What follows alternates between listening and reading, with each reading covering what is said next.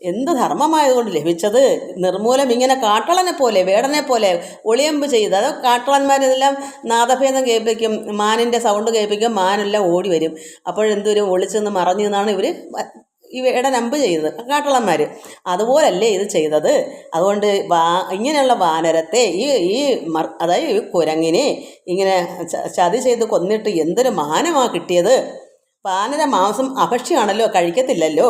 മനസ്സേ തോപ്പിനെന്താ മനസ്സിൽ ഇത്ര തോന്നാനുള്ള കാരണം? ഭൂപതേ രാജാവേ, ഇത്തം ബഹുഭാഷണം ചെയ്ത് ബാലിയോട് ഉത്തരമായ ആൾ ചെയ്തു രഘുവത്വം. ഇത്രയെല്ലാം ബാലി കിടന്ന് പറഞ്ഞപ്പോൾ ഭഗവാൻ പറയുന്ന കേൾക്കാം നമുക്ക്. അത് നമ്മൾ വായിച്ച് എങ്കിലും ഒന്നും കൂടെ എൻ്റെ മക്കളെ ഓർമ്മിപ്പിക്കുക. കാരണം പലതവണ ആകുമ്പോൾ നന്നായിരിക്കും.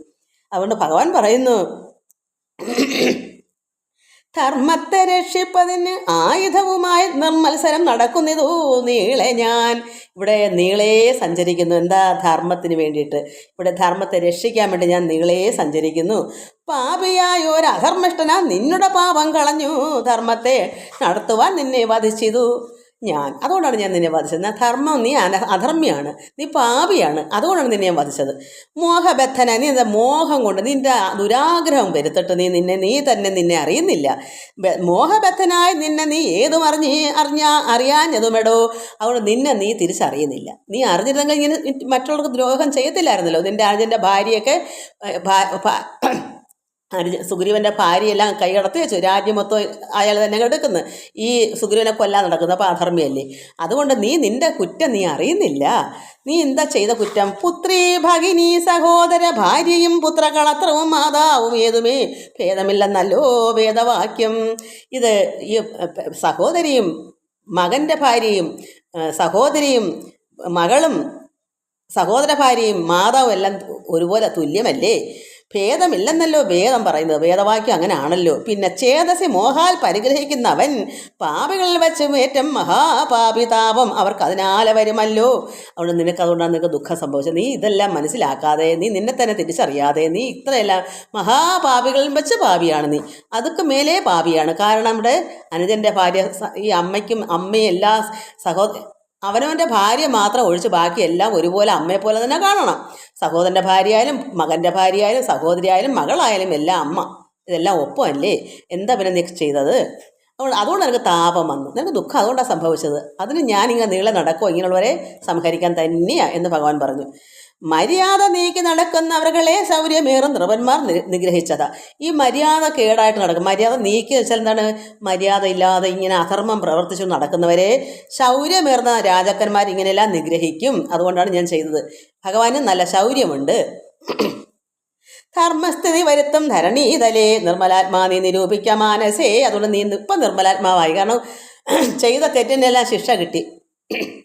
അമ്പയച്ചും കുറ്റങ്ങളെല്ലാം അയാളുടെ പാപമെല്ലാം അതിൽ കൂടെ പോയി. ഭഗവാൻ അതിൻ്റെ തക്കതായ ശിക്ഷയല്ലേ കൊടുത്തത്, മരണം. അപ്പോൾ ഇനി പിന്നെ അയാൾ നിർമ്മലാത്മാവാകുമല്ലോ. കാരണം അതിന് വേണ്ടിയിട്ടുള്ള ആ ശിക്ഷ കൊടുത്തു കഴിഞ്ഞു. അപ്പോൾ ആ നിർമ്മലാത്മാ നീ മനസ്സിലാക്കൂ, നീ ചെയ്ത തെറ്റാണ് എന്താണെന്ന്. അതുകൊണ്ട് ഈ ധർമ്മസ്ഥിതി ഇവിടെ ഈ ഭൂമിയിൽ ധരണീതല്ലേ, ഈ ഭൂമിയിൽ ധർമ്മം നിലനിൽക്കാൻ വേണ്ടിയാണ് നിർമ്മലാത്മാ അത് മനസ്സിലാക്കൂ നീ. അതുകൊണ്ടാണ് ഞാൻ ചെയ്തത്. ലോകവിശുദ്ധി വരുത്തുവാനായിക്കൊണ്ട് ലോകപാലന്മാർ നടക്കും എല്ലായിടവും. ഈ ലോകം മൊത്തവും കറങ്ങി നടക്കും. ആരാ? ലോകപാലന്മാർ. രാജാക്കന്മാരല്ല, ഭൂമിയിലെ രാജാക്കന്മാരല്ല, ലോകത്തിൻ്റെ രാജാവ്. ലോകപാലന്മാർ ആരാ? ഭഗവാൻ കൃഷ്ണൻ, ശ്രീരാമൻ, അല്ലെങ്കിൽ മറ്റ് ഇതുപോലെ അവതാര പുരുഷന്മാരല്ല, ലോകപാലന്മാർ. അവരെ കൊണ്ട് ലോകം നന്നാക്കാൻ പറ്റൂ. ഇപ്പോൾ ഒരു പ്രധാനമന്ത്രി ഒക്കെ നമ്മുടെ ഒരു രാജ്യത്തിൻ്റെ രാജാവിന് ആ രാജ്യം മാത്രമേ പാലിക്കാൻ പറ്റൂ. അന്യ രാജ്യത്ത് വേണ്ടി അത് അങ്ങനെ പല രാജാക്കന്മാർ. ഇത് എങ്ങനെ ലോകം മൊത്തം പാലിക്കാൻ ഒരു പ്രാവശ്യം അവതരിക്കുന്ന ഒരു അവതാര പുരുഷൻ മതി. കൃഷ്ണനാണെങ്കിൽ കൃഷ്ണൻ, ശ്രീരാമനാണെങ്കിൽ ശ്രീരാമൻ. ഇങ്ങനെയെല്ലാം ഇങ്ങനെ ലോകപാലന്മാർ നടക്കും. ലോകം എല്ലാവരും സഞ്ചരിക്കുന്നുണ്ട്. ഏറെ പറഞ്ഞു പോകായവരോടിതും പാപത്തിനായി വരും പാപികൾക്ക് ഏറ്റവും യുദ്ധമരുൾ ചെയ്തതൊക്കവേ കേട്ട് ആശുചിത്ത വിശുദ്ധി ഭവിച്ചു കവീന്ദ്രനും. ഇത്രയെല്ലാം പറഞ്ഞു കേട്ടപ്പോൾ അദ്ദേഹത്തിന് ശുദ്ധമായി, മനസ്സ് വിശുദ്ധമായി, മനസ്സിലാക്കി. അപ്പോൾ ഭഗവാൻ വെറുതെ അല്ല എന്നെ വധിച്ചത്, എൻ്റെ അയാളെ കുറ്റം തന്നെയാണ് അയാൾക്ക് മനസ്സിലായി. അപ്പോൾ ചിത്തവിശുദ്ധി ഭവിച്ചു. അയ്യോ, ഞാൻ ഇങ്ങനെയായിരുന്നു ചെയ്തത്, അപ്പോൾ ഇതൊക്കെ പാപമായിരുന്നു. സഹോദരൻ്റെ ഭാര്യ എടുത്ത് അയാളെ ഇറക്കി വിട്ട് എവിടേക്കോ അലഞ്ഞു തിരിഞ്ഞ് നടക്കുന്നു. ഭാര്യയില്ല, വീടുമില്ല, നാടുമില്ല, രാജധാനി ഒന്നും തന്നെ ഇല്ലാതെ ചെയ്തത് തെറ്റായി പോയല്ലോ എന്ന് അയാൾക്ക് തോന്നിയപ്പോൾ അയാളുടെ മനസ്സിന് സങ്കടമായി, വിശുദ്ധമായി. അപ്പോൾ എന്താ, പശ്ചാത്താപം തോന്നും.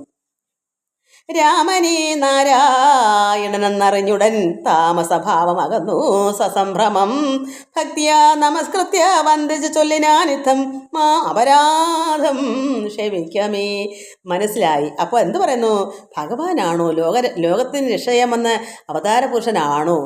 അതുമല്ല, പിന്നെ മകൻ അംഗദൻ വന്ന് താരെടുത്ത് പറഞ്ഞു, ഇതുപോലെ വനത്തിൽ പോയപ്പം പിന്നെ സുഗ്രീവനും ലക്ഷ്മണനും ശ്രീരാമനും ഇല്ലാതെ സഖ്യം ചെയ്ത കാര്യം ഇനി ശ്രുതി അങ്ങനെ ഒരു സംസാരം കേട്ടു, അതുകൊണ്ട് യുദ്ധത്തിനായിട്ട് പോകരുത്, ഇത് എന്തോ കാരണമുണ്ട്, ഇതിൻ്റെ പിന്നിൽ ആരോ പ്രവർത്തിക്കുന്നുണ്ട് എന്ന് പറഞ്ഞിട്ട് അയാൾ വഹക്കാതല്ലേ പോയത്. ഇതെല്ലാം ഉള്ളിലിരിപ്പുണ്ട്, നന്നായി അറിഞ്ഞതാ. അപ്പോൾ ശ്രീരാമനാണെങ്കിൽ എന്നെ രക്ഷിക്കും, ഞാനാ ഭക്തൻ, സുഗ്രീവനേക്കാൾ എന്നെ ഇഷ്ടയോ, ഞാൻ ഈ വിളിച്ചുകൊണ്ട് വരും എന്നൊക്കെ പറഞ്ഞാൽ പോയത്. ഉള്ളത്തിൽ അറിഞ്ഞിരിക്കുക. ഇത് ഇപ്പോൾ ഭഗവാൻ പറഞ്ഞപ്പോൾ മനസ്സിലായി. അപ്പോൾ എന്താ പറഞ്ഞത്? അയാളുടെ നാരായണനാണെന്നാ അയ്യോ, ഇത് എൻ്റെ ഭാര്യ താര പറഞ്ഞ് സത്യമായിരുന്നല്ലോ, ഇതിൻ്റെ പിന്നിൽ രാമനായിരുന്നു, ശ്രീരാമനായിരുന്നു, അതുകൊണ്ട് രാമനെ നാരായണൻ അദ്ദേഹം മനസ്സിലാക്കി. അങ്ങനെ താമസഭാവം. അപ്പോൾ പിന്നെ അവരെ രക്ഷയുണ്ടോ? അതുകൊണ്ട് അയാളുടെ ഉള്ളത്തിലിരുന്ന് അധമമായിട്ടുള്ള തമോ ഗുണം എല്ലാം കളഞ്ഞു. എന്നിട്ട് സംഭ്രമിച്ചു. സസംഭ്രമം ഭക്തിയാ നമസ്കൃത്യ വന്ദിച്ചു ചൊല്ലിനാൾ ഇത്തം മാം അപരാധം ക്ഷമിക്കണമേ മാ എൻ്റെ അപരാധം എൻ്റെ അപരാധം ക്ഷമിക്കണമേ എന്ന് പറഞ്ഞ് ഭഗവാനോട് പ്രാർത്ഥിക്കുന്നു. ശ്രീരാമ രാമ മഹാഭാഗ രാഘവ നാരായണൻ നിൻ തിരുവടി നിർണയം. അങ്ങർക്ക് സത്യത്തിൽ എന്താ തോന്നുന്നേ? മനസ്സിലായത് ഭഗവാൻ പരമാത്മാവാണല്ലോ, ഇത് അല്ലാതെ ഒളിയമ്പൊന്നും ചെയ്ത ആളല്ല. ഈ ഇദ്ദേഹം ലോകം മൊത്തം അധവന്മാരെ, അതിങ്ങനെയുള്ള ദുഷ്ടന്മാരെ നിഗ്രഹിക്കാൻ തന്നെ വന്നതാണ്. ഇത് അദ്ദേഹം അറിഞ്ഞുകൊണ്ട് ഭഗവാന്റെ കാൽക്കൽ നമസ്കരിക്കുകയാണ്. കാരണം ഇനി ഇത് മരിച്ചെന്ന് പറഞ്ഞാൽ മരണത്തിൽ പോകരുത്, ഇനി മോക്ഷം കിട്ടണ്ടേ, അല്ലെങ്കിൽ എന്ത് ചെയ്യും? ഇത് ഒരു ദുർമരണം ആയി പോകത്തില്ലയോ? അതുകൊണ്ട് ഭഗവാനെ പ്രാർത്ഥിക്കണം. നമ്മൾ ഇത് മനസ്സിലാക്കണം. നമുക്ക് എപ്പോഴും ഭഗവാൻ നമ്മുടെ ഉള്ളിലുണ്ടെങ്കിൽ നമ്മൾ ഏത് അപമൃത്തിയിലും നമുക്ക് ഈശ്വരനിലേക്ക് പോകാം. ഉള്ളത്തിൽ പരമാത്മാവ് വസിച്ചുകൊണ്ടിരിക്കണം സർവ്വസമയം. അത് ഏത് കർമ്മം ചെയ്യുമ്പോഴും എപ്പോഴാണ് മരണമെന്ന് നമ്മൾ അറിയില്ല. നമുക്കിപ്പോൾ നല്ലൊരു ഇപ്പോൾ നാമം തന്നെ ചൊല്ലിക്കൊണ്ടിരിക്കും, നമുക്ക് എപ്പോഴാണ് ഒരു അറ്റാക്ക് വരുന്നത്, അവിടേക്ക് പോകാം. അതുപോലെ ഒരു അപകട മരണം വരുന്നു, അല്ലെങ്കിൽ മറ്റുള്ള നമ്മളെ ഒന്ന് വധിക്കുന്നു, ശരീരത്തിന് മാത്രമേ നാശമുള്ളൂ. അപ്പം നമ്മുടെ ഉള്ളത്തിലിരിക്കുന്ന ഉള്ളിനുള്ളിലിരിക്കുന്ന ആ പരബ്രഹ്മമായിരിക്കുന്ന അത് നമുക്ക് അവരോട് ചേരാം. നമ്മൾ ആ ആത്മാവ്, ആ ജീവാത്മാവും പരമാത്മാവും ഒന്നായി ലയിച്ചിരിക്കുന്നവർക്ക് എപ്പോഴും ശരീരം എങ്ങനെ മരിച്ചാലും നമുക്ക് ഭഗവാനിലെത്താം. അതുകൊണ്ടാണ് എപ്പോഴും പ്രാർത്ഥന വേണം. കർമ്മങ്ങൾ എന്ത് ചെയ്യുമ്പോഴും ഈശ്വരൻ്റെ ചിന്ത മനസ്സിൽ ഒരു ഭക്തന്. അല്ലാത്തവർക്ക് ഇത് പോകെ വരാനേ പറ്റും, ഒന്നിച്ച് വരുന്ന കാര്യമല്ല. ഇത് വളരെ പാടാണ്. ഇത് നമ്മൾ പല ജന്മങ്ങൾ കൊണ്ടേ ഇത് തരണം ചെയ്യാൻ പറ്റുള്ളൂ. ഒറ്റയടിക്കൊന്നും കിട്ടുന്നൊരു കാര്യമല്ല. ഇപ്പം ചെയ്യുന്നത് കുറേശ്ശെ ഈ ജന്മം കിട്ടിയില്ലെങ്കിൽ ഓരോ ജന്മങ്ങൾ എടുക്കുമ്പോഴെങ്കിലും അത് സഫലീകരിക്കും. അതിനെ നമ്മൾ പ്രയത്നിക്കണം എന്ന് പറയും. ഒരു മനുഷ്യജന്മം കിട്ടുമ്പോൾ അത് നമ്മൾ അതിനെ നിഷ്ഫലമാക്കി കളഞ്ഞുകൂടാ. ഒക്കുന്നിടത്തോളം നമ്മൾ ഭക്തി വർദ്ധിച്ച് വരുമ്പോൾ അപ്പോൾ പിന്നെ അടുത്ത ജന്മം മനുഷ്യനായിട്ട് വരാം. നമ്മളിപ്പോൾ ദുഷ്കർമ്മമാണ് എനിക്കിപ്പോൾ ഇതൊന്നും വേണ്ട. അപ്പം നമ്മൾ പാപം ചെയ്തു വെച്ചാൽ എന്തുവരും? അടുത്ത ജന്മം നമ്മൾ വെറും പാപിയായ ഒരു യോനിയിൽ, ഒരു ശരീരത്തിൽ, ഒന്നീ കാട്ടാളനായിട്ടോ അല്ലെങ്കിൽ മൃഗമായിട്ടോ, വെറും എന്താ പറയുക, നായ്ക്കളൊക്കെ പിന്നും നല്ല ഭേദമാണ്, മനുഷ്യനേക്കാളും കൊള്ളാൻ നായ്ക്കൾ, അതിനേക്കാളും വല്ലാത്ത ക്രൂര ജന്തുക്കളായിട്ടൊക്കെ നമുക്ക് വന്നു പോകും. ആ മനുഷ്യജന്മം മാറിപ്പോവും, പിന്നെ മനുഷ്യജന്മം കിട്ടാൻ പാടാം. അപ്പം നമ്മൾ നല്ല പ്രവൃത്തി എന്തായാലും ചെയ്യണം. കാരണം അടുത്ത ജന്മം നമ്മൾ എന്തുവരും? ഇതുപോലെ നരകക്കുഴി കിടക്കുക, എന്താ അട്ടയും പുഴുവായിട്ടൊക്കെ പോയാൽ നമ്മൾ നരകമല്ലേ? അതൊക്കെ തന്നെയാണ് നരകം. നമ്മൾ അവിടെ വല്ലതും തുപ്പുന്നതും തൂറുന്നതും എടുക്കുന്ന എല്ലാത്തിലും കിടന്ന് എഴയുന്ന ജന്തുക്കളൊന്ന് ആലോചിച്ച് നോക്ക്, അതാണോ നല്ലത്? അപ്പോൾ നമ്മൾ ഇപ്പം നല്ല കർമ്മങ്ങൾ, ഈശ്വരന് ഇഷ്ടമുള്ള ഈശ്വരൻ നിരപ്പായ കാര്യങ്ങൾ നമ്മൾ ചെയ്യുക, മനസ്സും വാക്കും പ്രവൃത്തിയും അങ്ങനെ വന്നാൽ ഈ ഒരു ജന്മം കൂടെ വന്നാലും നമുക്ക് ഇപ്പം കിട്ടിയില്ലെങ്കിലും മനുഷ്യജന്മം കിട്ടുമല്ലോ. ഇതിൻ്റെ ബാക്കി അപ്പോൾ ഈ ചെയ്യുന്ന സൽക്കർമ്മത്തിൻ്റെ ബാക്കി എടുത്താലും മതിയല്ലോ. അങ്ങനെയല്ലേ ഓരോരുത്തരും ഇങ്ങനെ വരുന്നത്. അറിവുള്ളവർ പറയുമ്പോൾ ഞാനങ്ങനെ മനസ്സിലാക്കുന്നത്, എനിക്കതിനെ പറഞ്ഞു തരുന്നത്, ഇതൊക്കെ ജന്മം എനിക്കും ഉണ്ട്, അത് കഴിഞ്ഞ ജന്മം ചെയ്തുകൊണ്ട് ഉണ്ട്, അത് മാത്രമല്ല ഇതൊക്കെ വായിക്കുമ്പോൾ മനസ്സിലാവുകയും ചെയ്യും ഇങ്ങനെയൊക്കെ ഉണ്ടോ എന്ന്. ഇതൊന്നും എൻ്റെ മുമ്പ് പുസ്തകം ഇല്ലായിരുന്നു, ഞാൻ വായിച്ചിട്ടും ഇല്ലല്ലോ. അതുകൊണ്ട് ഭക്തിയാ നമസ്കൃത്യ വന്ദിച്ചൊല്ല നിത്തം അമാം എൻ്റെ അപരാധം ക്ഷമിക്കണമേ. ശ്രീരാമ രാമ മഹാഭാഗ രാഘവ നാരായണൻ നിൻ തിരുവടി നിർണയം ഞാൻ അറിയാതെ പറഞ്ഞതെല്ലാം തവ മനസ്സേ കാരുണ്യമോട് ക്ഷമിക്കണം. അവൻ എന്തൊക്കെയോ പറഞ്ഞ് എന്താ എന്നെ ചെയ്തത്, ഞാൻ എന്താ തെറ്റാ ചെയ്തത്, ഇത് ഇത് ഇത് എന്താ വേടനെ പോലെയല്ലേ ചെയ്തത്, എന്തൊക്കെയാ ഭഗവാനെ നിന്ദിച്ചത്, ഇതെല്ലാം ക്ഷമിക്കണമേ എന്ന് പറയും. കാരണം ഭഗവാനല്ലയോ ആള്, അതുകൊണ്ട് അയാൾ മനസ്സിലായി. അപ്പോൾ ഇതെല്ലാം ക്ഷമിക്കണം. നിൻ തിരുമേനിയും കണ്ടാച്ചു നിൻ അന്തികേ താവകമായ ശരമേറ്റ്. അതായത് ഭഗവാന്റെ നിൻ തിരുമേനി, ഭഗവാന്റെ ശരീരവും കണ്ട് ആശു നിൻ അന്തികെ, ഭഗവാന്റെ അടുക്ക തന്നെ താവകമായ അങ്ങയുടെ ശരമേറ്റ് ഭഗവാന്റെ അടുക്ക തന്നെ നിൽക്കുകയല്ലയോ. അപ്പം അത്രയൊരു ആനന്ദം അദ്ദേഹം കിട്ടുന്നു. സ്വന്തം പരമാത്മാവായ ഈശ്വരൻ അടുക്ക നിന്നാണ് മരണം കിട്ടുന്നത്. എന്തൊരു ആനന്ദമെന്നറിയാമോ. ദേഹം ഉപേക്ഷിപ്പതിന് യോഗം വന്നത് ആഹന്ത. അപ്പോൾ ഭഗവാനെ കണ്ടും കൊണ്ട് തന്നെ എൻ്റെ ദേഹം ത്യജിച്ച് പോകാൻ, മരിച്ചു പോകാനുള്ള, ദേഹത്തെ കളയാനുള്ളൊരു സൗഭാഗ്യം കിട്ടിയല്ലോ. ദേഹം ഉപേക്ഷിപ്പതിന് യോഗം വന്ന്, ലോകത്ത് വലിയ മഹർഷിമാർക്ക് പോലും കിട്ടാത്ത ഭാഗ്യമായത്. അതാ ഞാൻ പറയുന്നത്, എപ്പോഴും നമുക്ക് മരണം ഉണ്ടെന്ന് നമുക്ക് ഉറച്ചിരിക്കണം. അത് ചിന്ത വേണം. എന്താ, ആ സമയത്ത് നമുക്ക് ഭഗവാനൊക്കെയിലേക്ക് എത്തപ്പെടാം, നമുക്ക് കണ്ടുകൊണ്ട് പോകാം. നമുക്ക് ദേഹം വയ്യാതെ തളർന്നു കിടന്നോട്ടെ, പക്ഷെ ഉള്ളത്തിൽ ആര് വേണം, നമുക്ക് ഓർമ്മ വേണം. ഉള്ളത്തിൽ പരമാത്മാവിനെ ഓർത്തോർത്തിരിക്കുകയാണെങ്കിൽ നമ്മുടെ ശരീരം എണീക്കാമേ കിടന്നാലും ഉള്ളത്തിൽ ഓർമ്മ ഉണ്ടെങ്കിൽ നമ്മുടെ മരണസമയത്ത് ഭഗവാനെ ആ തമ്പുരാൻ തന്നെ നമ്മളെ വന്ന് കൊണ്ടുപോകും. നമ്മൾ ആനന്ദത്തിൽ ഭഗവാനോടങ്ങ് പോകാം. അതേസമയം അറിയാതെ, ഭഗവാനുള്ള ചിന്ത ഇല്ലാതെ അറിയാതെയും വേണ്ടാതെ ഈ ലോക ചിന്തയിട്ട് നമുക്ക് കിട്ടുമോ? അത് നമ്മളെ എപ്പോഴോ ഓർമ്മയില്ല, ഇന്നത്തെ ഇന്നാര് അത് കിടന്നത് കിടന്നങ്ങ് പോയി, ആരും അറിഞ്ഞില്ല. അത് ഒത്തിരി നാളിനെ കിടപ്പായിരുന്നു, ശരീരമൊക്കെ കിടന്ന്, പക്ഷേ അത് അറിഞ്ഞില്ല, ഓർമ്മയൊന്നുമില്ലാതെ കിടന്നങ്ങ് മരിച്ചു. ഇന്നല്ലേ കേൾക്കൂ, അതെന്തൊരു മരണമാത്. അതേസമയം ആനന്ദത്തിലിരിക്കൂ, ശരീരം കിടന്നോട്ടെ, വയ്യാതെ കിടന്നോട്ടെ, രോഗമായിട്ട് കിടന്നോട്ടെ, എന്നാലും ഉള്ളത്തിൽ എപ്പോഴും ആ ചിന്തയിൽ തന്നെ ഇരിക്കുന്ന ഒരു വ്യക്തി മരിക്കുമ്പോൾ ഭഗവാനിലേക്ക് നമ്മൾ ആത്മാവ് അങ്ങോട്ട് ചെല്ലത്തില്ലേ. അപ്പോൾ ഓർമ്മയോട്, അതിൽ ഞാനൊരു നാമം എഴുതുന്നത്, മരണസമയത്തെല്ലാം നമുക്ക് ഓർമ്മ വേണം, ശ്രദ്ധ വേണം. ഇതൊക്കെ നമ്മൾ എന്താ ആ പാഠം നമ്മൾ പറയണ്ട, അത് അങ്ങനെയൊക്കെ നാമം എഴുതി നമുക്ക് പ്രാർത്ഥിക്കാൻ മക്കളെ നിങ്ങൾക്കൊക്കെ തരുന്നത്. അപ്പോൾ നിങ്ങൾ ചിന്തിക്കണം. അപ്പോൾ ദേഹം ഇങ്ങനെ ഭഗവാനെ കണ്ടിരുന്നും കൊണ്ട് തന്നെ ദേഹം ഉപേക്ഷിപ്പിന് യോഗം വന്നത് ആഹന്ത. ഭാഗ്യം എന്തോന്ന് ചൊല്ലാം, ഇതെന്ത് ഞാൻ ചൊല്ലാം, ഇതിനപ്പുറം എന്താ വേണ്ടത് എന്ന് അദ്ദേഹം പറയുന്നു. സാക്ഷാൽ മഹായോഗിന അഭിദുർലഭം മോക്ഷപ്രദം തവ ദർശനം ശ്രീപതി. ഇത് സാക്ഷാൽ മഹായോഗികൾക്ക് പോലും കിട്ടാൻ പ്രയാസമുള്ള, ദുർലഭം, കിട്ടാൻ പ്രയാസം വരെ ഈ മോക്ഷപ്രദം തവ, ഭഗവാൻ ദർശിച്ചുകൊണ്ട് കണ്ടുകൊണ്ട് പോകാൻ ഭഗവാനെ ശ്രീപതി ഈ ഭാഗ്യം വന്നല്ലോ. ഇതൊക്കെ ഇതൊക്കെ രാമായണം എല്ലാ കർക്കിടക മാസവും ഇഷ്ടം പോലെ വായനയുണ്ട് എല്ലാവർക്കും, പക്ഷെ അറിയുന്നില്ല. എന്തിനാ ഇങ്ങനെ അറിയാതെ വായിക്കുന്നത്? അറിഞ്ഞ് വായിക്കണം. ഇതൊക്കെ മനസ്സിലാക്കണം. അയ്യോ ഇങ്ങനെയാണോ ഇത് കിടക്കുന്നത്, അപ്പം നമുക്ക് എല്ലാവരും കൃത്യനിഷ്ഠ പോലെ വായിക്കും. സംഗതി അറിയുന്നില്ല. ഇത് ഇങ്ങനെ പ്രവൃത്തി കൊണ്ടുവരുമ്പോഴാണ് ഇതിന് ഫലം കിട്ടുക. അല്ലെ വായിച്ചിട്ട് എന്താ ഫലം? നമ്മളിത് പ്രവൃത്തിയിൽ കൊണ്ടുവരണം. നമുക്ക് എപ്പോഴും ഭഗവാനെ ആരാധിക്കുക, സ്തുതിക്കുക, ഈശ്വര വചനങ്ങൾ പറയുകയും കേൾക്കുകയും സജ്ജന സംസർഗം ചെയ്ത് ആനന്ദിച്ചിരിക്കുക, പ്രാർത്ഥനയോട് ഇരിക്കുക. അതിനല്ലേ ഇതൊക്കെ വായിച്ചു പഠിക്കുന്നത്. അല്ല രാമായണ മാസമനം മുടങ്ങാതെ എന്ന് പറഞ്ഞ് വായിച്ച് ഞാൻ തീർത്ത് വായിച്ചു 30 ദിവസം തീർത്താ അടക്കുന്നു. എന്ത് കിട്ടി? അങ്ങനെ വല്ലതുണ്ടോ? കിട്ടാൻ വല്ലതുണ്ടോ? അങ്ങനെയാണോ എന്നാണ് എല്ലാവരുടെയും ചോദ്യം. എന്താ അറിയില്ല. അവർ ധരിക്കും എന്താ, രാമായണ പാരായണം കർക്കിടക മാസം മൊത്തം അങ്ങ് തീർക്കുമ്പോൾ എല്ലാം നേടിയെന്നാണ്.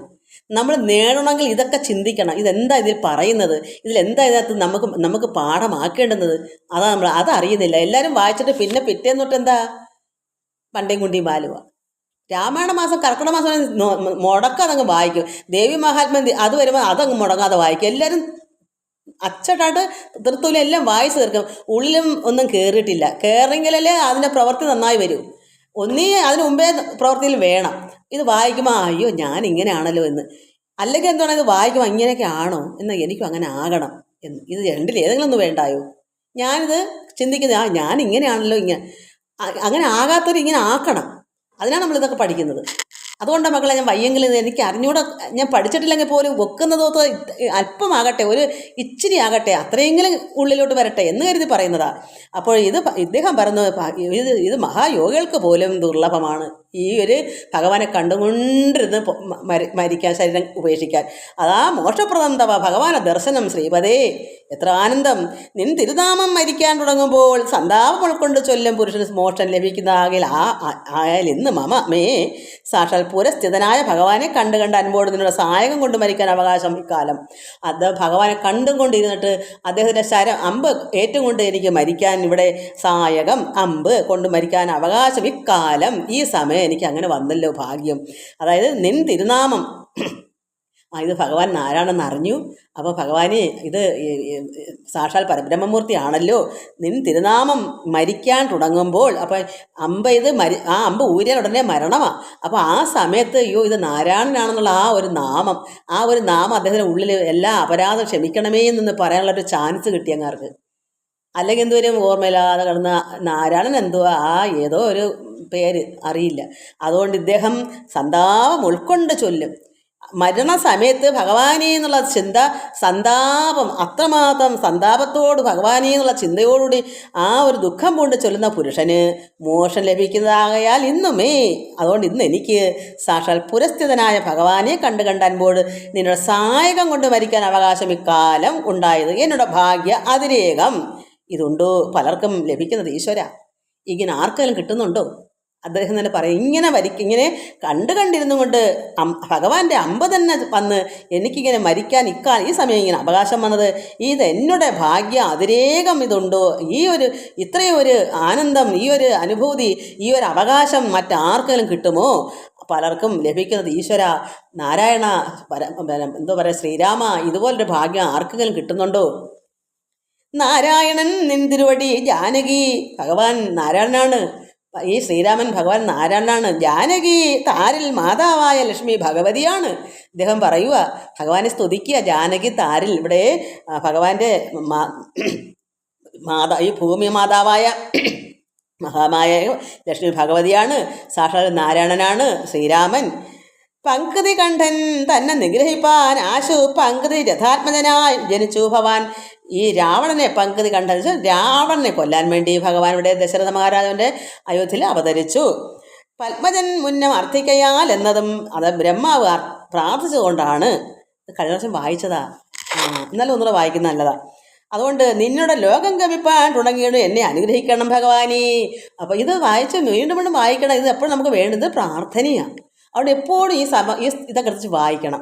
അപ്പോൾ ഇതുകൊണ്ട് എന്നെ അനുഗ്രഹിക്കണമേ.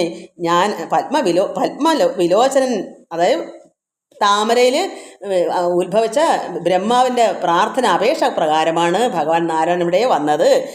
നിന്നോട് ലോകം ഗമിപ്പാൻ തുടങ്ങിയത് എന്നെ അങ്ങനെ, അതുകൊണ്ട് അങ്ങയുടെ ലോകം വിഷ്ണുലോകത്തേക്ക് പോകാൻ എന്നെ അനുവദിക്കണമേ, എനിക്ക് മോക്ഷം തരണമേ, അവിടുത്തെ ആ കാരണത്തിൽ ചെന്ന് ചേരാൻ. ഇനി നമുക്ക് ഇന്ന് അവിടെ വരെ അവളെന്തെല്ലാം വായിച്ചെന്ന് തോന്നുന്നു. സമയം പോകണം, ഇന്ന് തീർക്കാൻ പറ്റുമെന്ന് നോക്കട്ടെ. എന്നോട് തുല്യ ബലനാകും അങ്കദൻ തന്നെ തിരുവുള്ളമുണ്ടായിരിക്കണം. അർക്കതനയനും അങ്കദ ബാലനും ഒക്കെ എനിക്ക് എന്ന് കൈക്കൊള്ളുക വേണമേ. അദ്ദേഹത്തിൻ്റെ മകനാണ് അങ്കദൻ. ഇദ്ദേഹം പോകുമ്പം രാജാവേണ്ടത് സുഗ്രീവനായിനി. അത് കഴിഞ്ഞാൽ പിന്നെ അങ്കദനാണ് മകൻ. ഇപ്പം സുഗ്രീവന് രാജ്യം കൊടുക്കണ്ടേ, കാരണം അനുജനല്ലേ. അപ്പോൾ അയാൾ പറയുന്നത് എനിക്ക് അങ്കദൻ എൻ്റെ കുട്ടി ബാലനാണ്, അവനും സുഗ്രീവനും എനിക്ക് ഒരുപോലെയാണെന്ന്. മറ്റെന്താണ് കൊല്ലാനിരുന്നതാണ്. ഭാര്യയും പിടിച്ചു പറിച്ച് എല്ലാം ചെയ്തപ്പം മനസ്സിലായി ഇത് തെറ്റായിരുന്നെന്ന്. അതുകൊണ്ടാണ് ഈ ശിക്ഷ അനുഭവിക്കുന്നതെന്ന്. അതുകൊണ്ട് ഇപ്പം പറയുന്നത് എൻ്റെ തുല്യം തന്നെ ബാലയുടെ അത്രയും നല്ല ധൈര്യവും ബലവാനുമാണ് എൻ്റെ മകൻ അങ്കദൻ. എനിക്ക് അവനോട് തിരുവള്ളം ഉണ്ടാകണമേ ഭഗവാനെ ശ്രീരാമ. സന്തോഷമായിട്ട് അവനെ, കാരണം പിതാവങ്ങ് മരിച്ചു പോകുമല്ലേ. അപ്പോൾ ആ മകനെ രാജാവാക്കാനായാലും സുഗ്രീവൻ്റെ കാലശേഷമായാലും യുവരാജാവായിട്ട് ഇദ്ദേഹത്തിന് ഈശ്വരൻ അതിന് വഴി കൊടുക്കണ്ടേ, നശിച്ചു പോകരുതല്ലോ, മകനല്ലേ. അവിടെ എന്നോട് തുല്യ ബലവാനാണ് എൻ്റെ മകൻ. അതുകൊണ്ട് അങ്ങ് തിരുവുള്ളം ഉണ്ടായിരിക്കണേ അവനോട്. അർക്കതനേന സൂര്യപുത്രനായ സുഗ്രീവനും എൻ്റെ മകൻ അങ്കദനും എനിക്ക് ഒരുപോലെയാണ്. അത് അമ്പം പറിച്ച് തൃക്കൈ കൊണ്ട് അടിയനെ അൻപോട് മെല്ലെ തലോടുകയും വേണം. ഇനി എനിക്ക് ഉള്ളത്തിൽ നിന്ന് എന്നെ അമ്പ് പറിച്ച് ഭഗവാൻ തറച്ച അമ്പ് സഹായകം പറിച്ച് കളയണം. എന്നിട്ട് എന്നെ സന്തോഷമായിട്ട് മെല്ലെ തലോടണമേ. എന്തൊരാനന്ദം! ഒരു ആക്ക് കിട്ടും ആ ഭാഗ്യം. അമ്പ് ഇനി പറിച്ച് കളഞ്ഞിട്ട് ഭഗവാന്റെ തൃക്കൈ കൊണ്ട് മെല്ലെ എന്നെ തലോടുകയും വേണമേ. അപ്പം വേദന ഇല്ലാതെയും മോക്ഷത്തിലേക്കും ഭഗവാൻ എന്തൊരു ആനന്ദമാണ് ആ ഒരു മരണം. നമ്മളെല്ലാം പ്രാർത്ഥിക്കണം ഇങ്ങനെ ഭഗവാനോട് ചേർന്ന് ആ ഭഗവാനെ തൃക്കൈ കൊണ്ട് നമുക്കും വേദനിക്കാതെ മരണം വരുമ്പോൾ മനുഷ്യനെ കൊണ്ട് പറ്റത്തില്ലല്ലോ സഹായിപ്പാൻ, ഈശ്വരന് മാത്രമേ കഴിയൂ. എത്ര മക്കളോ ആരെല്ലാം അടുത്തിരുന്നാലും അവരെന്ത് ചെയ്യാനാ? നമുക്ക് അത്രയ്ക്കും കഠിനമായ വല്ല വേദനയോടെ മരണങ്ങളൊക്കെ ഞാൻ കണ്ടിട്ടുണ്ട്. അക്കണക്കിന് എനിക്ക് ഭയമില്ലാണ്ട് എൻ്റെ അമ്മയുടെ അച്ഛൻ്റെ മരണം എനിക്ക് ഭയമില്ല. പക്ഷെ എന്നാലും ഞാൻ ചിന്തിക്കുക, അങ്ങനെ എത്രയോ ജനങ്ങൾ അങ്ങനെ കഷ്ടപ്പെടുന്നു. അതിന് എന്താ പറയുക, ദയാവധമൊക്കെ ഉണ്ടായെങ്കിൽ ഞാൻ ചിന്തിച്ചിട്ടുണ്ട്, ദൈവം ഇങ്ങനെയൊക്കെ കഷ്ടപ്പെടുന്നവർക്ക് ഒരു ഇഞ്ചക്ഷൻ വെച്ച് അങ്ങനെ മരിക്കാനുള്ളൊരു അവകാശം നേടിയെടുക്കാത്ത എന്താ ഈ ലോകത്ത്, ഈ രാജ്യത്തിൽ? അത്രമാത്രം വിഷമിക്കുന്ന എത്രയോ പേരുണ്ട്.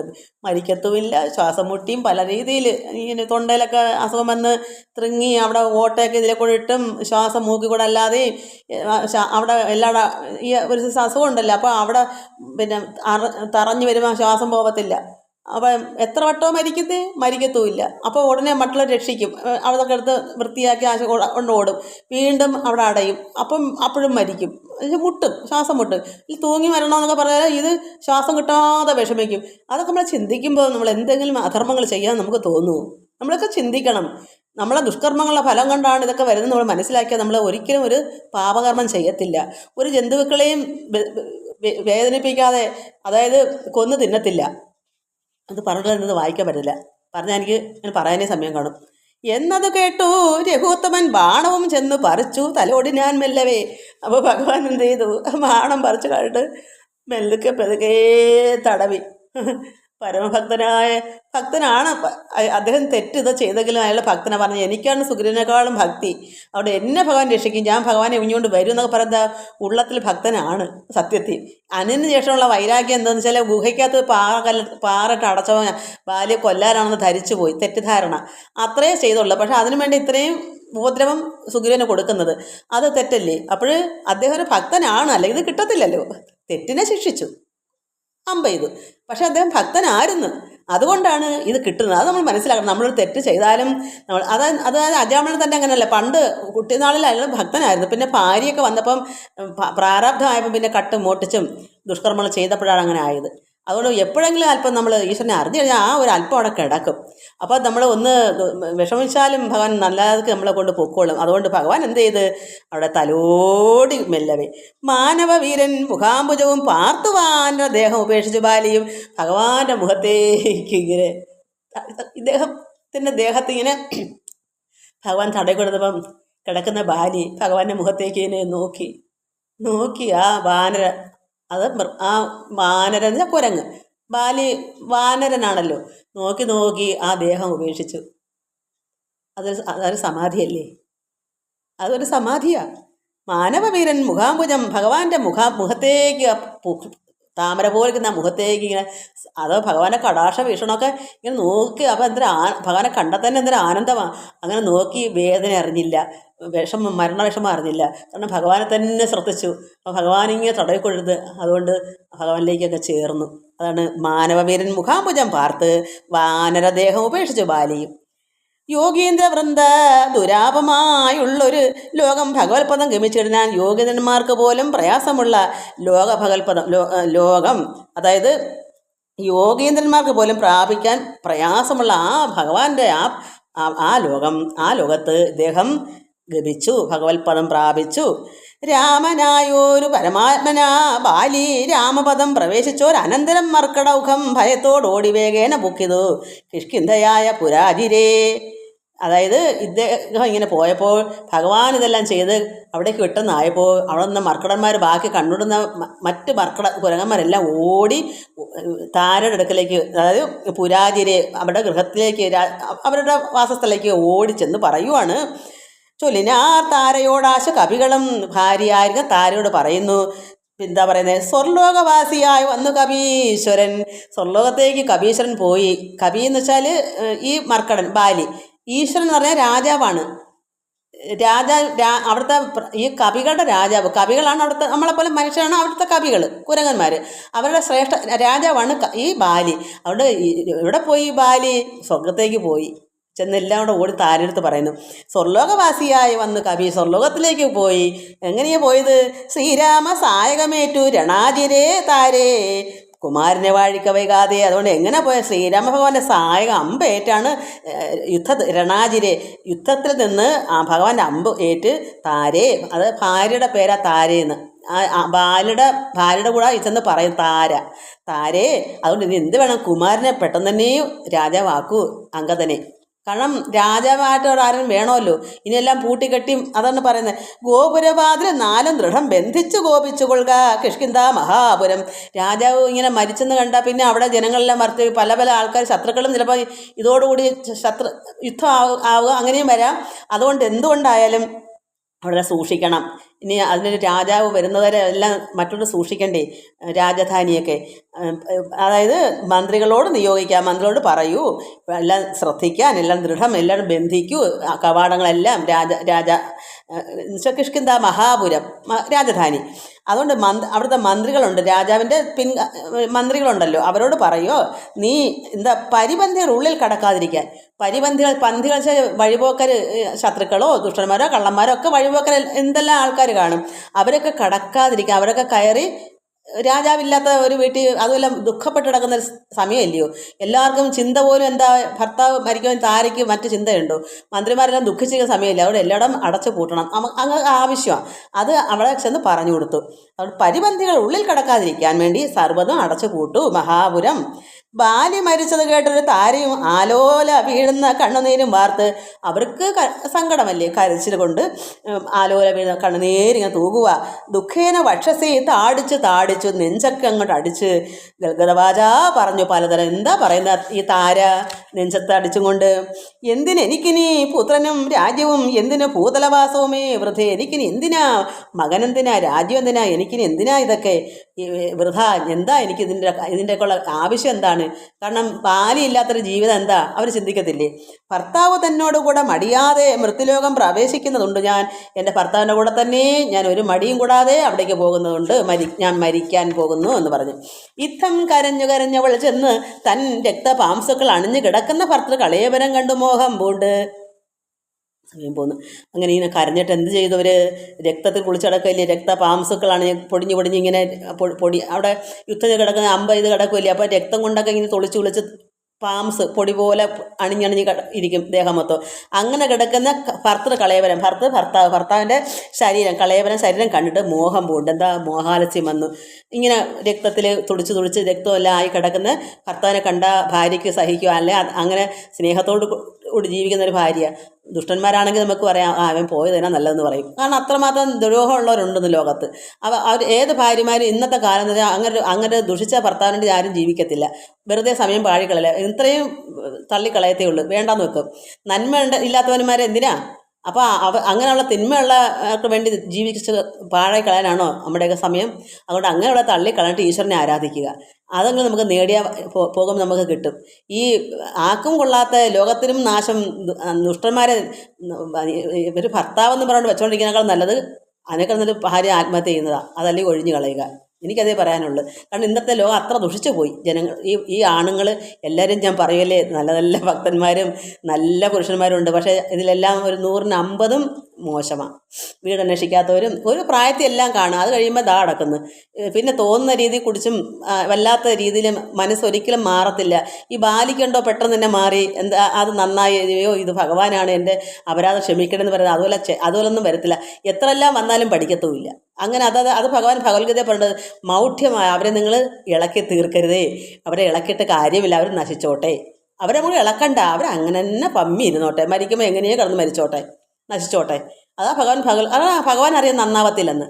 അവരങ്ങനെ മൗഢ്യം ഉള്ളവരാ. അപ്പോൾ എനിക്ക് എന്നും ഇങ്ങനെ മൂക്ക് ചെറിയൊക്കെ ഇങ്ങനെ ഇതൊക്കെ പറയുമ്പോൾ അതെന്തെങ്കിലാണെന്ന് അറിയാൻ വയ്യ. അപ്പോൾ അങ്ങനെ അദ്ദേഹത്തിൻ്റെ ദേഹം കണ്ടപ്പോൾ ഭർത്താവിൻ്റെ കളയവരം അദ്ദേഹത്തിനെ ഇങ്ങനെ കണ്ടപ്പോൾ ഇവർക്ക് മോഹാലസ്യപ്പെട്ട് പുത്രനോടും കൂടെ ഏറ്റവും വിവശയായി വീണതു ചെന്ന് പാദാന്തികയെ താരയും ഭർത്താവിൻ്റെ പാദത്ത് ചെന്ന് മകനും തള്ളയും കൂടെ അങ്ങനെ വീണിട്ട് കേണു തുടങ്ങിനാൾ. പിന്നെ കരഞ്ഞ് പലതരം പറയൂ. എന്താ ബാണമേത് എന്നെയും കൊന്നിടൂ നീ മമ പ്രാണനാഥന് പിരിഞ്ഞാലിടൂ. എൻ്റെ പ്രാണനാഥന് എന്നെ പിരിയാൻ പറ്റില്ല, സഹിക്കത്തില്ല. അതുകൊണ്ട് എന്നെയും അങ്ങടെ ബാണം കൊണ്ട് എന്നെയും കൊന്നിടൂ നീ മമ. ശ്രീരാമനോട് പറഞ്ഞു, നീ എന്നെ കൂടെ കൊന്നുകളയൂ, പ്രാണനാഥന് സഹിക്കത്തില്ല. എന്ന് വെച്ചാൽ പൊറുക്കാൻ പറ്റില്ല, ഞങ്ങൾ പിരിയാൻ പറ്റില്ല. അതുകൊണ്ട് എന്നെ കൂടെ അവിടത്തേക്ക് അദ്ദേഹത്തിൻ്റെ കൂടേക്ക് അയക്കാൻ എന്നെ കൂടെ ബാണം ഇത് കൊല്ലൂ. എന്നെ പതിയോടുകൂടെ അയക്കിലോ കന്യകാദാനഫലം നിനക്കും വരും. എന്നെ എൻ്റെ ഭർത്താവിനോട് കൊന്ന് അയക്കാമെങ്കിൽ നിനക്ക് കന്യകാദാനഫലം നിനക്ക് വരും. ഭഗവാനോട് പറയുന്നു. അതായത് അതെനിക്ക് കന്യകാദാനഫലം വെച്ചാൽ സീതയെ പറ്റിയായിരിക്കും, സീതയെ കണ്ടു കിട്ടുമെന്ന് എന്തെങ്കിലും ആയിരിക്കും, അതൊക്കെ അറിയത്തില്ല. അതോ ഇനി കന്യകാദാനഫലം അതോ ഇനി എനിക്കറിയാൻ വയ്യ. ആര്യനാം നിന്നാൽ അനുഭൂതമല്ലയോ വിയോഗജ ദുഃഖം രഘുപതി. ആര്യനായിരിക്കുന്ന ആര്യപുത്രൻ വെച്ചാൽ ശ്രീരാമനെ വിളിക്കുക, ആര്യപുത്രൻ എന്ന് വിളിക്കും. അപ്പോൾ ആര്യനാം നിന്നാൽ അനുഭൂതം അല്ലയോ വിയോഗജ ദുഃഖം. അതായത് സീത ഇല്ലാത്ത ദുഃഖം ശ്രീരാമൻ അറിയാമല്ലോ. അതുപോലല്ലേ ഈ താരയും അനുഭവിക്കുന്നത്. ഇപ്പോൾ ഭർത്താവ് മരിക്കുമ്പം ഭാര്യയ്ക്ക് എത്രമാത്രം വിഷമം ഉണ്ടാവും. ഇപ്പം ശ്രീരാമൻ്റെ ഭാര്യയെ രാവണൻ കട്ടുകൊണ്ട് പോയപ്പം ദുഃഖം ഉണ്ടാവുന്നല്ലോ, അതുപോലല്ലേ ഇതും. അതുകൊണ്ട് ഭാര്യ വിയോഗജ ദുഃഖം രഘുപതേ, അദ്ദേഹത്തിന് ശ്രീരാമനും ഈ ദുഃഖം ഉണ്ടല്ലോ, അപ്പോൾ അതുപോലെ അല്ലേ ഇതും. അവിടെ വ്യഗ്രവും തീർത്തു രുമയുമായി. അതിൻ്റെ ശ്രീരാമനോട് അത് പറഞ്ഞിട്ട് സുഗ്രീവനോട് പറയുന്നു, വ്യഗ്രവും തീർത്തു രുമയുമായി വാഴുക. രുമ എന്ന് പറഞ്ഞാൽ സുഗ്രീവൻ്റെ ഭാര്യയുടെ പേരാ. ഈ രുമയെ ആരാണ് മോട്ടിച്ച്, അതായത് എന്താ പറയുക, ധാർഷ്ട്യമായിട്ട് വെച്ചേക്കുന്ന ബാലി. സുഗ്രീവനെ ഓടിച്ചിട്ട് കൊല്ലാൻ നടന്നിട്ട് സുഗ്രീവൻ്റെ ഭാര്യയെ ബാലി എടുത്ത് വെച്ചേക്കുക. രണ്ട് ഭാര്യമാരും കൂടെ ഇങ്ങനെ, സ്വന്തം ഭാര്യ താരയും സുഗ്രീവൻ്റെ ഭാര്യ രൂമയും. അത് ഇദ്ദേഹം ഈ താര പറഞ്ഞെന്താണ് മുമ്പ് പറഞ്ഞിട്ടുണ്ട്, എന്താ ഇത് എന്തോ പന്തികളുണ്ട്, എന്തായാലും യുവരാജാവായിട്ട് സുഗ്രീവൻ രാജ്യവും കൊടുത്തിട്ട് എല്ലാവരും ഒരുമയായിട്ട് കഴിഞ്ഞുകൂടൂ എന്നെല്ലാം പറഞ്ഞതാ. എന്നിട്ട് ഈ ബാലി കേട്ടില്ല. സഖ്യം ചെയ്ത് ജീവിക്കാം, വിരോധമെല്ലാം കളയൂ.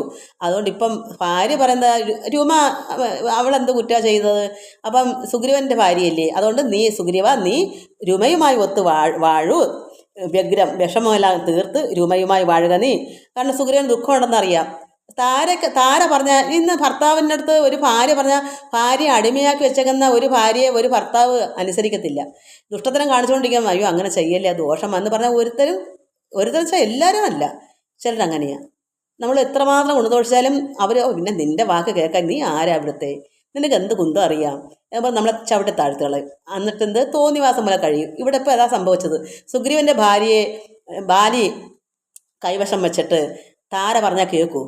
അതുകൊണ്ട് ഇപ്പം സുഗ്രീവ നീ നിൻ്റെ വിഷമങ്ങളെല്ലാം തീർത്തിട്ട് രൂമയുമായി വാഴുക സുഗ്രീവ. രാജ്യഭോഗങ്ങളോടും ചിരം അനേക കാലം നീ സുഖത്തോടുകൂടി നിൻ്റെ ഭാര്യമൊത്ത് നീ കഴിയൂ.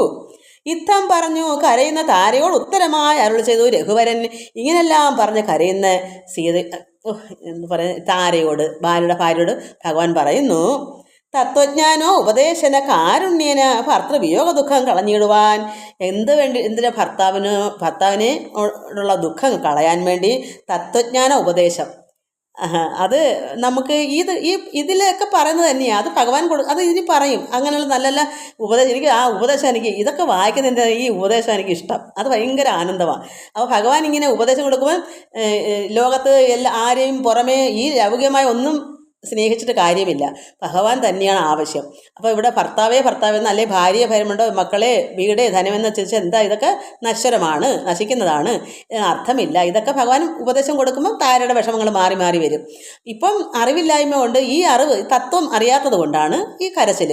തത്വത്തെ അറിഞ്ഞ് നമ്മൾ തത്വമസി എന്ന് പറയുന്നത് നാം ഈശ്വരനായ ഞാനായവൻ തന്നെയാണെന്ന് മനസ്സിലാക്കുമ്പോൾ ഇതൊക്കെ നമുക്ക് സംഘമില്ലാതെ മാറും. എല്ലാത്തിൽ നിന്നും നമ്മൾ ഒഴിയും, എല്ലാം ത്യജിക്കും. മക്കളും ഭാര്യയും അല്ലെങ്കിൽ വീടും ധനവും എല്ലാം രാജ്യവും എല്ലാം. ഇപ്പോൾ പരീക്ഷ മഹാരാജ് എല്ലാം ഉപേക്ഷിച്ച് പോയതുപോലെ എല്ലാം ഇതെന്താ ആ മനസ്സിലാക്കുമ്പോഴാണ്. അതുവരെ നമുക്ക് അറിവില്ലായ്മ കൊണ്ടാണ് നമ്മൾ എൻ്റെ ഭർത്താവേ എന്ന് പറഞ്ഞ് കരയുക.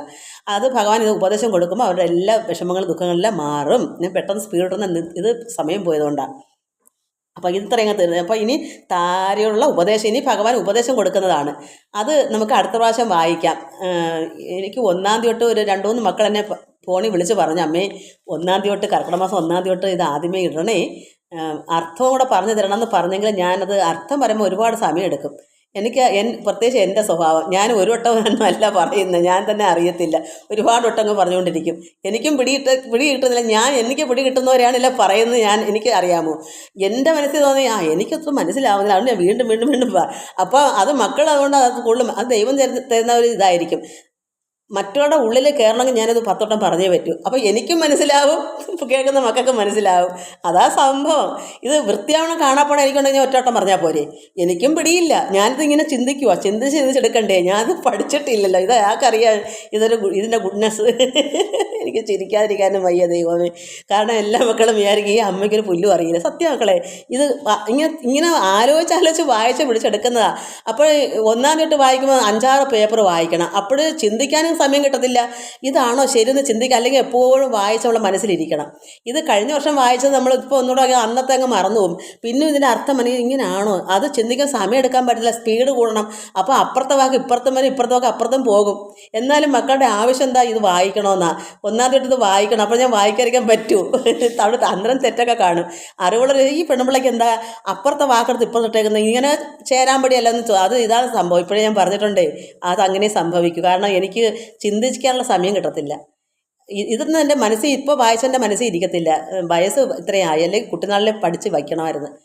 അതുകൊണ്ടാണ് നമ്മളിത് പാഠം ഒത്തിരി കുട്ടിനാളിലെ വായിച്ച് കഴിയുമ്പോൾ പിന്നെ നമുക്കിത് കാണാപ്പാടമാണ്.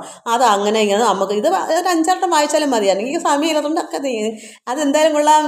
അന്നേരം എല്ലാവരും ഈ കൃത്യനിഷ്ഠ പോലെ അന്നേരം ഒന്നും അറിയത്തില്ല.